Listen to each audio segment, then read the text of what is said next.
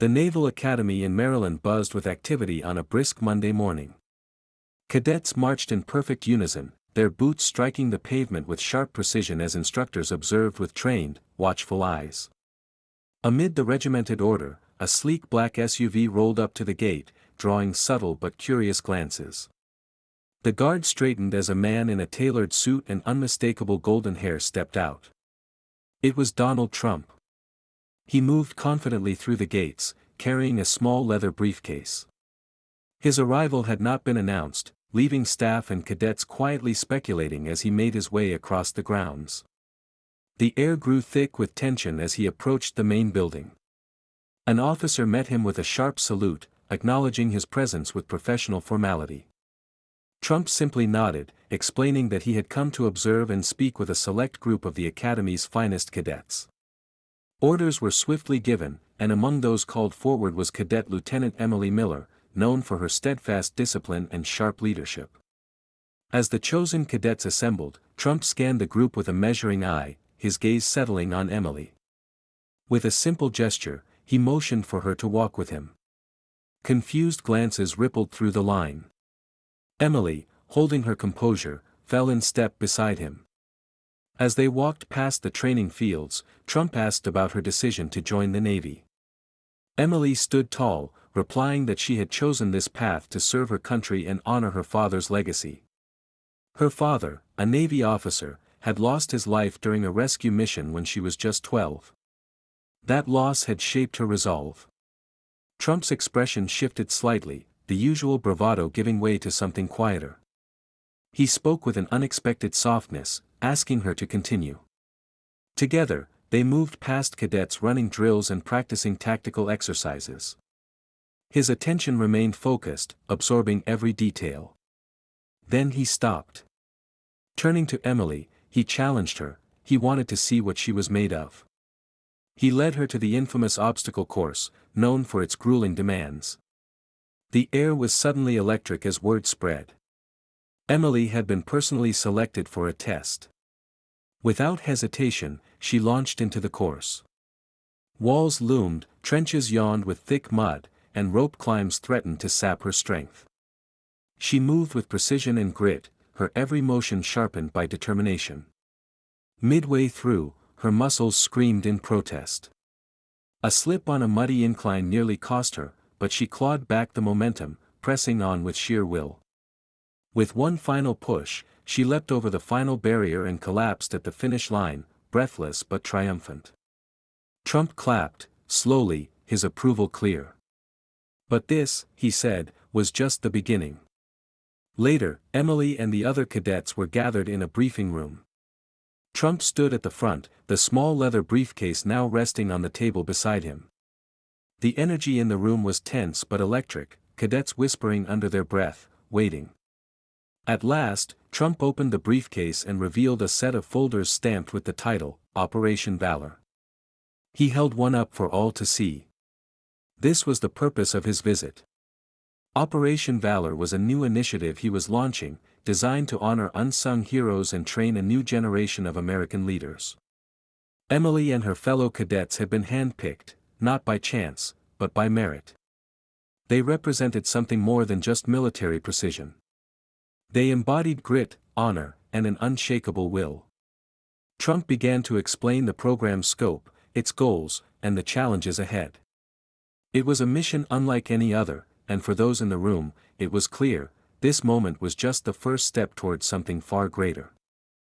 Trump laid out the next phase of Operation Valor with clarity and conviction. Cadets like Emily would mentor underprivileged youth, using the leadership and discipline instilled in them at the Academy. Each cadet would be paired with a teenager from a tough background, kids who faced battles far different from those on a battlefield. The mission was not just to lead, but to guide, to show what a different path could look like. Emily felt a knot of emotion form, equal parts nervousness and inspiration. This was more than she had ever envisioned when she signed up. As the briefing ended, Trump leaned closer to her, his tone softer than before. These kids, he said, needed more than just structure. They needed hope. Emily met his eyes with quiet determination. She nodded, her resolve taking root. A week later, the cadets met the youth they would mentor. The group was diverse, teens from urban neighborhoods, each shaped by hardship. Among them was Malik, a 15-year-old whose guarded stance and sharp stare made it clear he didn't want to be there. As Emily approached, he crossed his arms and let his resistance show. She remained unfazed, her tone calm but firm. She wasn't there to fix him, she wanted to work with him. Malik smirked, a flicker of curiosity hidden beneath his defiance. From a distance, Trump observed the scene and quietly leaned toward an instructor. He saw something in Emily, but he knew it would take time and resilience to reach someone like Malik. Back at the academy, not everyone was sold.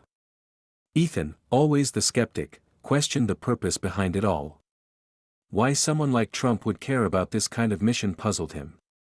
Emily, though, brushed it off. To her, the results were what mattered. Even helping just one of them would make it worth it. Ethan remained conflicted, caught between doubt and a quiet hope that maybe this mission had real purpose. Over the following days, Emily tried to build a connection with Malik. It felt like trying to move a mountain. Every time she tried, she was met with rolled eyes, muttered words, or silence. But then one afternoon, something shifted.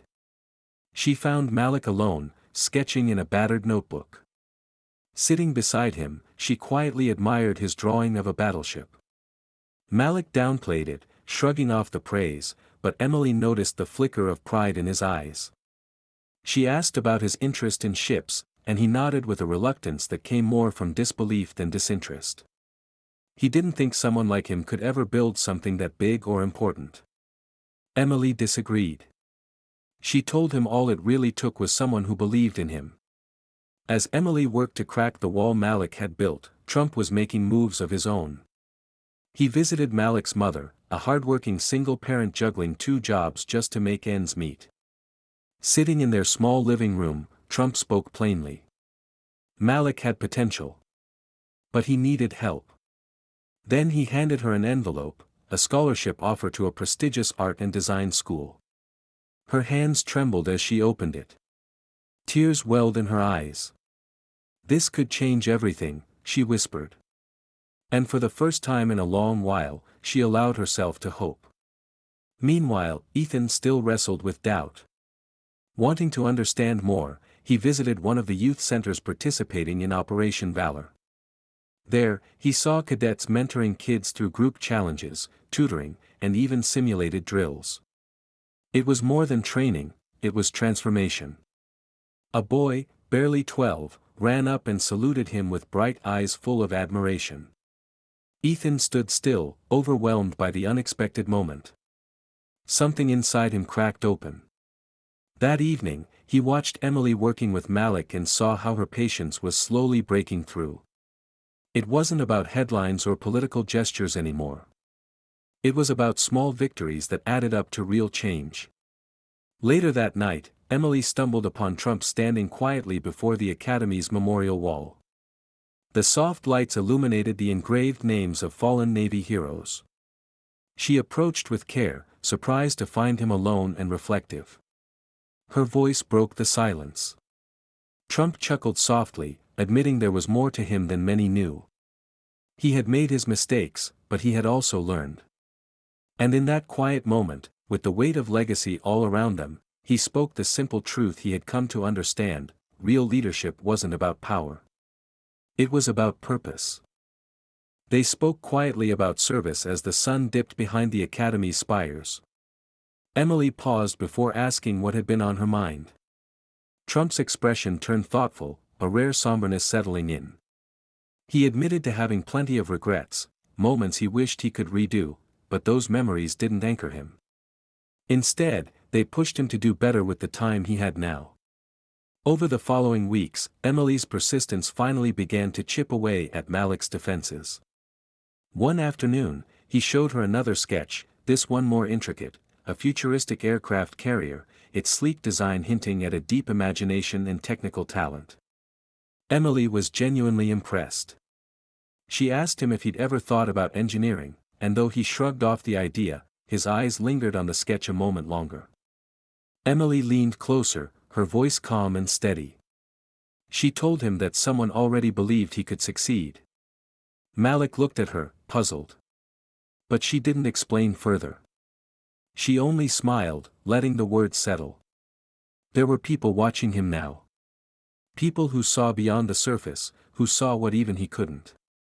As Operation Valor entered its final phase, Trump brought everyone together for one last challenge, a leadership camp meant to test everything the cadets and youth had learned. The cadets took the lead in organizing it, while the kids were divided into teams, each facing a series of problem-solving missions and team exercises. Malik's group, led by Emily, struggled initially. But as the days unfolded, Malik's confidence began to grow. He started giving suggestions, guiding teammates, and offering real solutions. By the final day, his team presented a meticulous model of a naval ship, complete with technical annotations and thoughtful design. It drew nods of approval from cadets and instructors alike. Trump watched from the sidelines, arms crossed, a subtle but proud smile forming. At the camp's closing ceremony, he stood before the crowd of cadets, youth, and staff. The room fell silent as he spoke. He praised the progress he'd witnessed and announced that Operation Valor would now expand nationwide. Applause broke out, echoing through the campgrounds. Trump continued, emphasizing that this was more than a mentoring initiative, it was a long-term investment in the nation's future. He gave credit where it was due, acknowledging Cadet Miller and her peers for turning a bold vision into a powerful reality. Emily stood among them, her chest tight with emotion. What had begun as an uncertain mission now revealed its meaning in the faces around her. Before parting ways, Malik approached Emily. He handed her a folded note, asking her not to read it right away. She nodded and slipped it into her jacket. That night, back at the academy, she opened the letter in the quiet of her dorm. In Malik's careful handwriting, the message unfolded. He thanked her for believing in him, for seeing something he hadn't seen in himself. He was applying to engineering school. He wanted to design ships, real ones, not just drawings. He said she had changed his life, and that he would never forget her. Emily stared at the words, her throat tightening, her heart swelling. The challenges, the long hours, the emotional toll, it had all been worth it. Days later, as Trump prepared to leave the academy, he found Emily one last time. His words were sincere. She had done something remarkable. But Emily shook her head, deflecting the praise. It had been a team effort.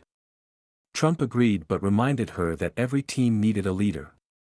She reminded him of someone he once knew, fearless, driven, kind.